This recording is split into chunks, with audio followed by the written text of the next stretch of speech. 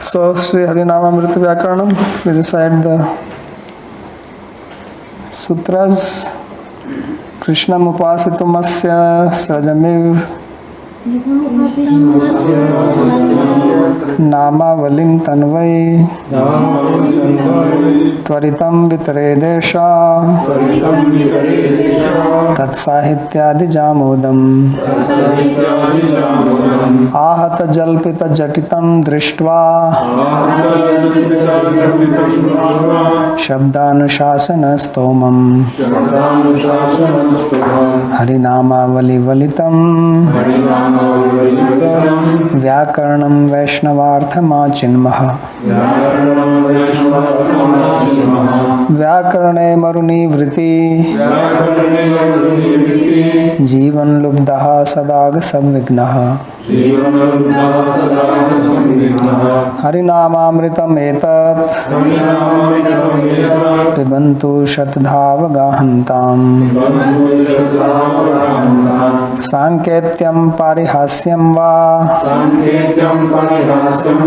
Stobham Helanameva Va Vaikunthanam Grahana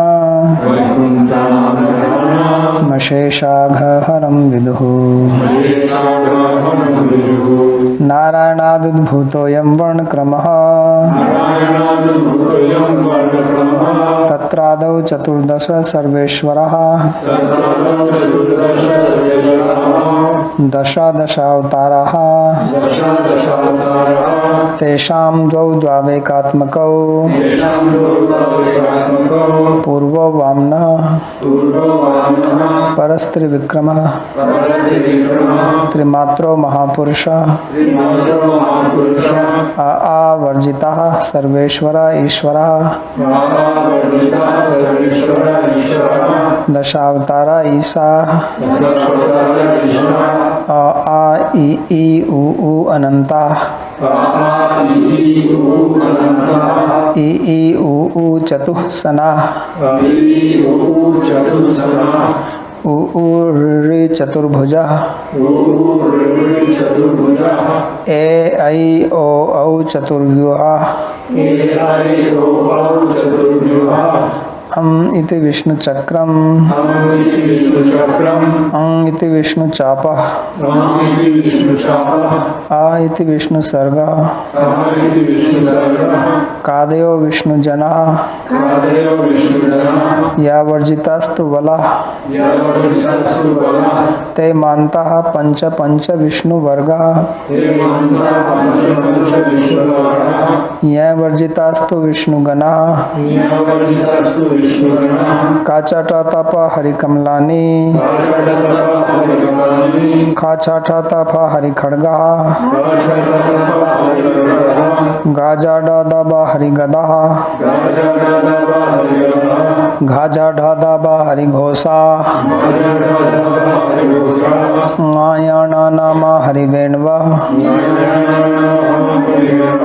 Taetad Varjita Vishnu Dasa Yaralava Harimitrani Shasha Saha Harigotrani Shasha Sah Shaurayaha Vishnu Dasa Harigotrani Vaishnavaha Harigada Harighosha Harivenu Harimitrani Hascha Gopala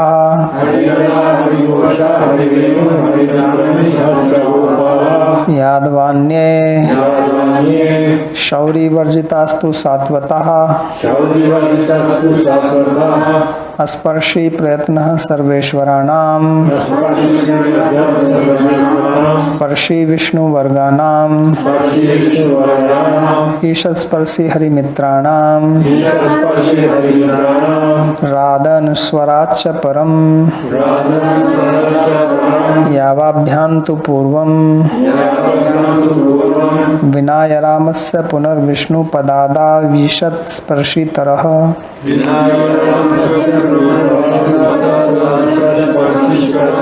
Upendrat Kvachid Vishnu Padadaucha Varn వర్ణస్వరూపే రామః తదాదిద్వయ ద్వయం ఆదేశో Virinchi ఆగమో విష్ణుః లోపో హరః సూత్రాణి షడ్విధాని అసిద్ధరూపం నిత్యాజ్యం ప్రతిజ్ఞేయం కృదంతికా.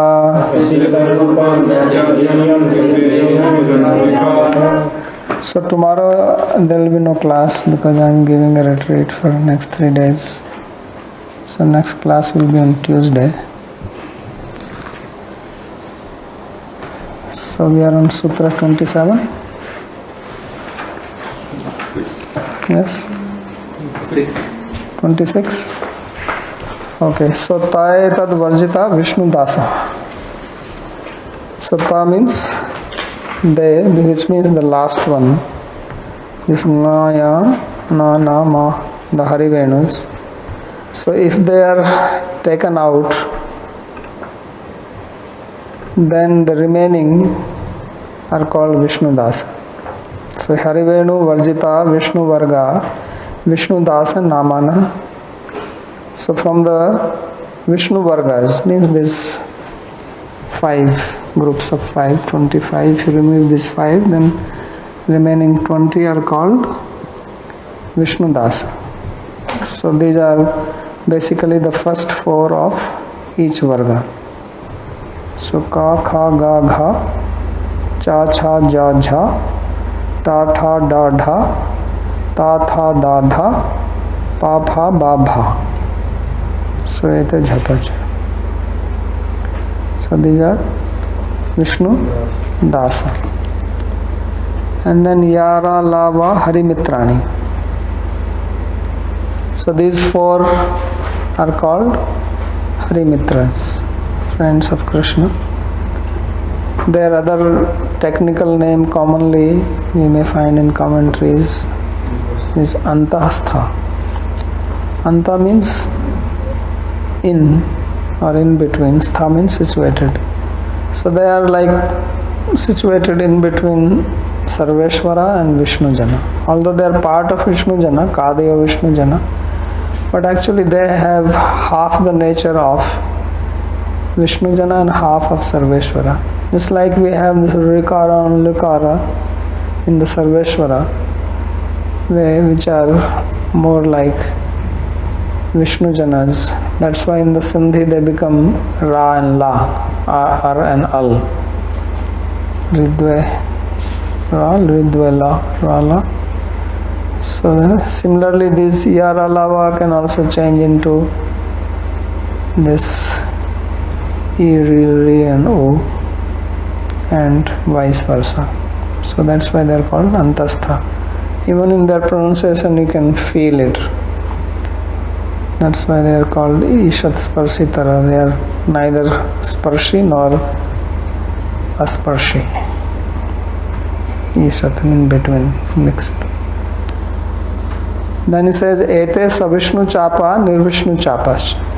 So these 4, they are having 2, actually not 4 really speaking, only 3 of them, although he says Ete. But out of these 4, this Ya, La, Va have 2 forms. With Vishnu Chap, that Chandra Bindu, which is in Sutra number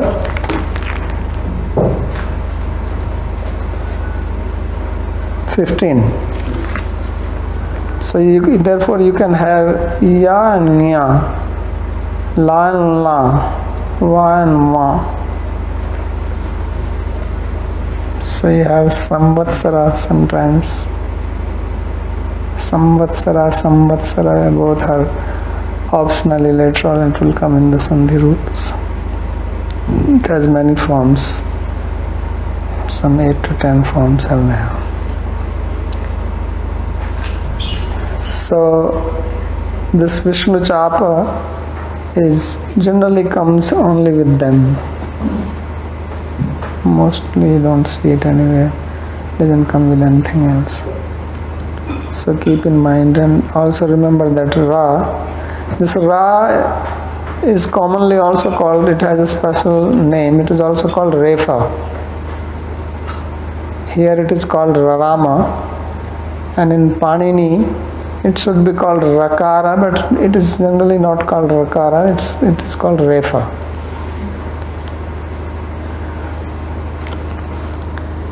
Then Sha, Sha, Sa, Ha, Hari-gotrani. So these four are called Hari-gotra. Gotra means a mountain, so Hari-gotra can also mean like Govardhan and other hills are here in Vrindavan. Gotra also means what you call as the family name, like Yadava, Satvata, Andhaka, Vrishni. These are actually Gotras, they are not names. So like Krishna is Yadava, sometimes he is called Vashneya, coming in Vishnu Vamsa. So later on in the Tadhita Pratyaya we will see that many times the Gotras or the family names, they start from the grandson onwards. So tas Apatya will be, and it is Yadava, Yadu Yadava, but the Gotra becomes from the third. There is a sutra for that, it will come. We will study that later on. Of course, later on means after years, because Tadhita is the last chapter. So therefore Hari-gotra has both meaning, because Gotra also means a mountain. Previously probably people lived on mountains, different families. So it became Gotra for them.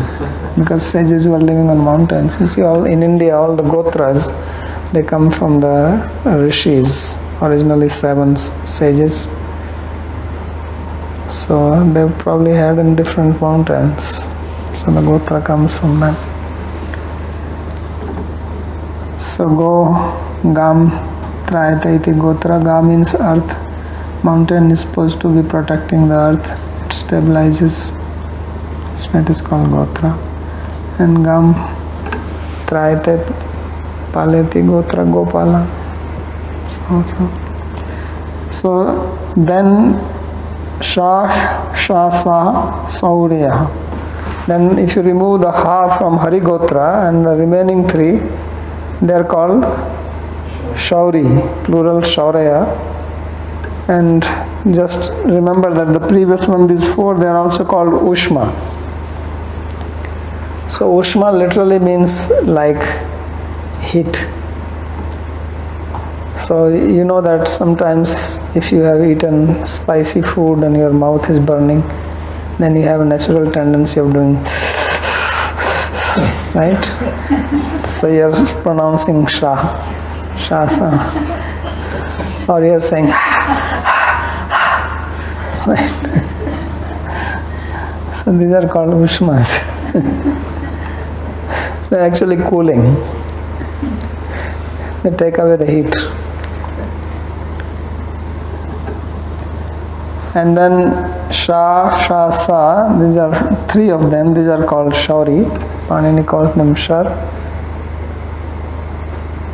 Then there is a combination of Vishnu Dasa, Hari-gotrani, Vaishnava. That Vishnu Dasa and Hari-gotra.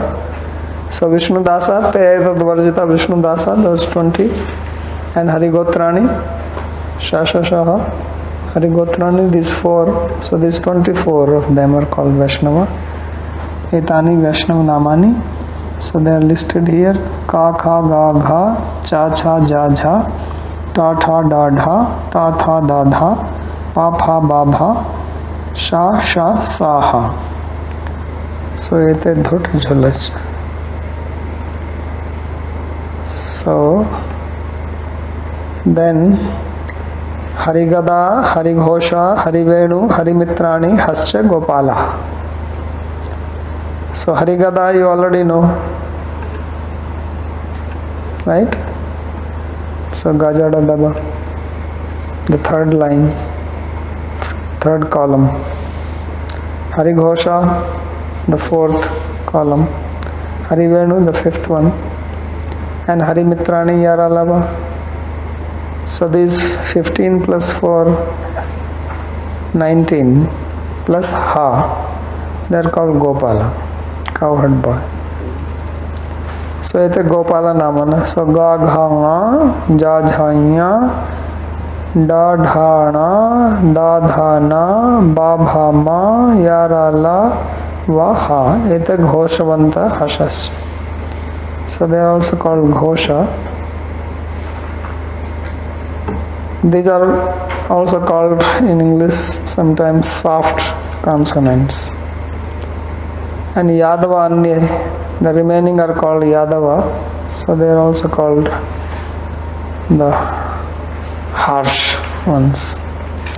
So Gopalebhyo Anye Vishnu Jana Yadava Namane. So these are Kakha, Chacha, Tatha, Tatha, Papa, and then Sha, Sha, Sa. Ete Aghosha, Kharaj. So these are called Aghosha and Khara also. Then one more, Shauri Varjitastu Satvata. So if you take out the Shauris, means the last three from Yadava, Sha, Sha, Sa, if you remove these three, which means the first column and the second column, Kachatatapa and Kachatatapa, or Kakha, Gagha, Kakha, Chacha, Tatha, Tatha, Papa, these 10, these are called Satvata. Shauri Varjitastu Yadava Satvata Namana Kapach. Okay. So any question on this? In the next sutra, he will talk about Prayatna. So till now everything is clear. I think it is very simple, just that I am going slow so that you get time to memorize them and you are not overwhelmed and then run away. So the next sutra talks about the Prayatna. Prayatna means effort or endeavor. When we speak, it takes some endeavor, some effort, and there is a different effort involved for different letters. So primarily the effort is of two types, internal and external, which is called Bahya Prayatna and Abhyantar Prayatna. So generally Jiva Goswami has not said actually anything about the external one, because external is also a little difficult to understand. So he is speaking in the next sutra only about the internal effort, and he has categorized them into three. There are actually four. The internal prayatna is considered of 4 types and external of 11 types.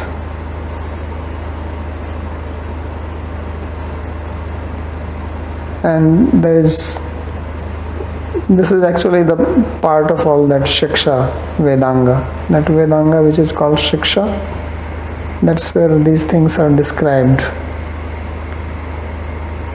That what type of effort is taken. So I think Purushottam Prabhu has sent one YouTube video where this guy is explaining how the particular letter is pronounced, especially the Sarveshwaras, from which place of the mouth he has drawn these diagrams, but it's all part of Shiksha. So then now from this you can understand that how Sanskrita is a very organized language, that everything is explained, even what are the letters, how they are pronounced, what kind of effort is made, how much effort is given, and it's a subject in itself. It's not a simple thing.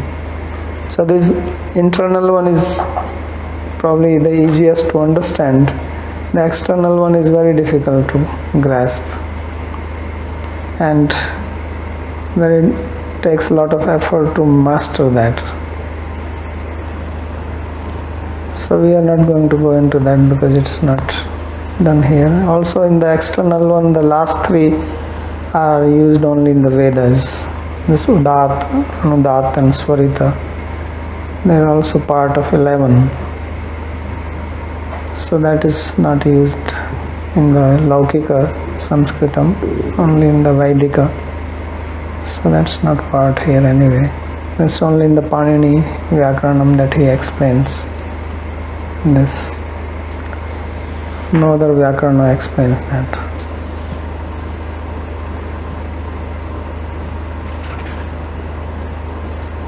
So these prayatnas are here Asparshi Prayatna Sarveshwaranam. So Asparshi means not touching.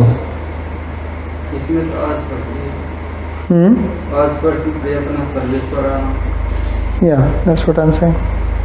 I said something else. No, Asparshi. So the Sarveshwaras are called Asparshi, and this is also called Vivrita in the other one. So Sparsha means touch. I think you're familiar with the word Sparsha, Rupa, Ras, Gandha, Sparsha. 5 senses we have. So Sparsha means touch and Asparsha means no touch. So the meaning is that the Sarveshwara generally they are pronounced without much use of, without tongue touching any particular part of the mouth. So that's why they are called Asparshi or untouchable. Because no one can touch the Sarveshwaras. They are so high up that you cannot touch them. That's why they are Sarveshwara. In India, untouchable means now something low, but here the Sarveshwaras are untouchable, the highest. And then Sparshi Vishnu Varganam. Vishnu Vargas, the 25, Kavarga, Chavarga, Tavarga, Tavarga, Pavarga, or Hari Kamala, Hari Gada, Hari Ghos, Hari Venu. So these are called Sparsha. Because to pronounce them, you have to make use of the tongue. The tongue will touch some part of the mouth to block the air. Air comes from the vocal cords and then you block it with a specific part of the tongue touching different parts of the mouth, and that's how you make so many different sounds. It's so interesting that from your vocal cords is only the air which comes out, and then it can take so many. So this is the amazing characteristic of human body. This is no other species has that. There are other species which can make, like parrots can make certain sounds, but not like human beings. So these are called Sparshi. And then there is Ishat Sparshi. These are Harimitras. So which are also called Antastha. So you can see that there is a Sparshi and then you have Ishat Sparshi. So you have touchables, untouchables, and in this in between is little touchable. So that's why they are called Antastha, that they come in between. So these are Harimitras. Okay. So in this now he will talk more on this Sutra 35, 36. That we'll do next time, because this Ya has something specific. This I did not read in Panini. This is something speciality of Harinamamrita Vyakarana. Just in Panini I don't remember anything like this what he will say. So we'll stop here unless we have some question to ask. Babaji, can I ask a question about the way the sutras are written? So, for example, let's take the example of 28 and 29. So the first word in 28 is sha, sa, ha. But in 29 it's sha, sa. So then, in the two cases, he's converting this to a subant in two different ways, right? So is he treating 28 as a striling ekvachan and the 29 is pulling bahuvachan, or what's going on? What is going on is actually a sandhi rule. So you can put visarga there also so that there is no confusion. There's a sandhi rule where visarga gets dropped and visarga is not dropped before sha.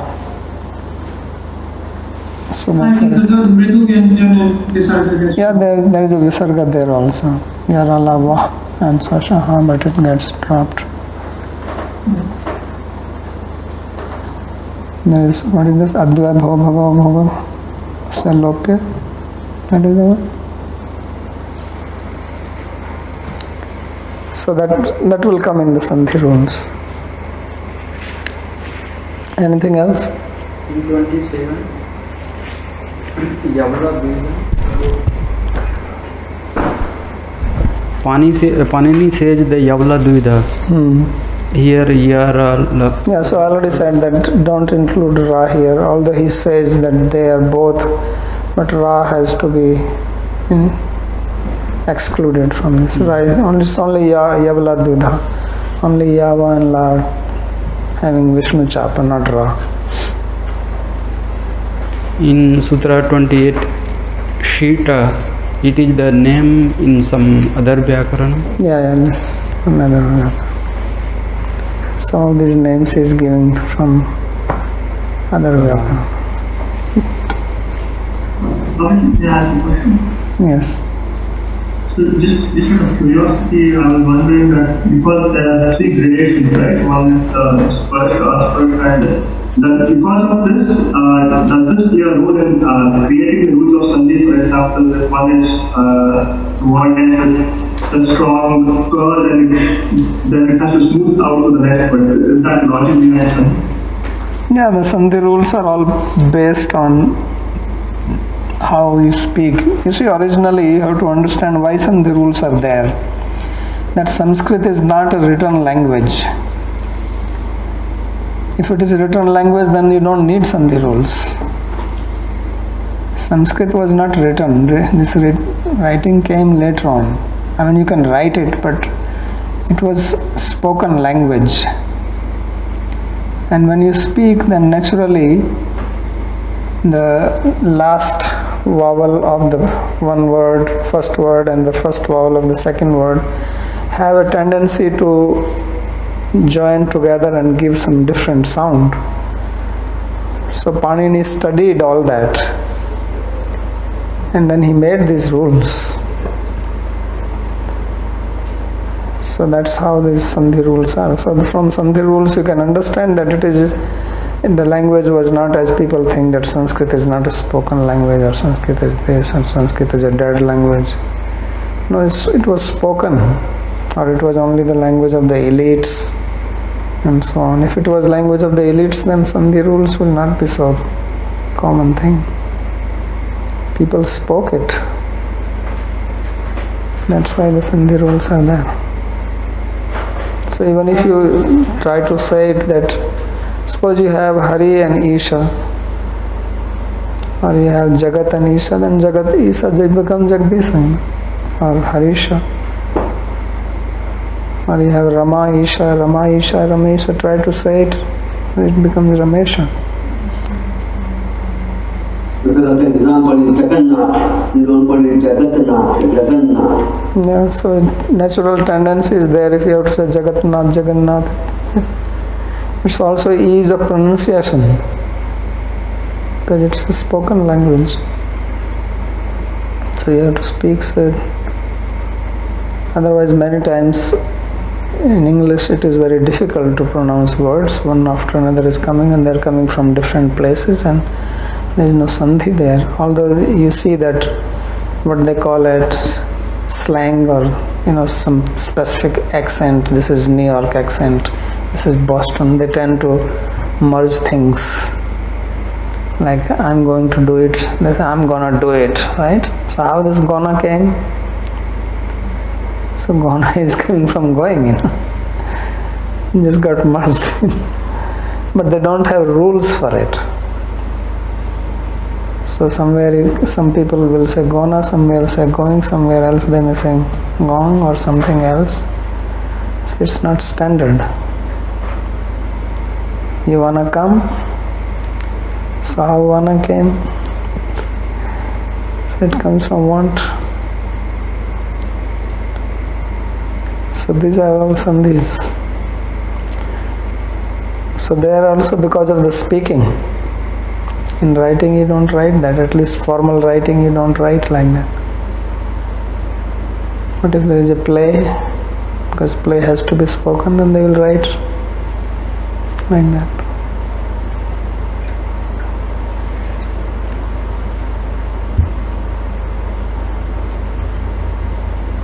Anything else? Okay, we'll stop.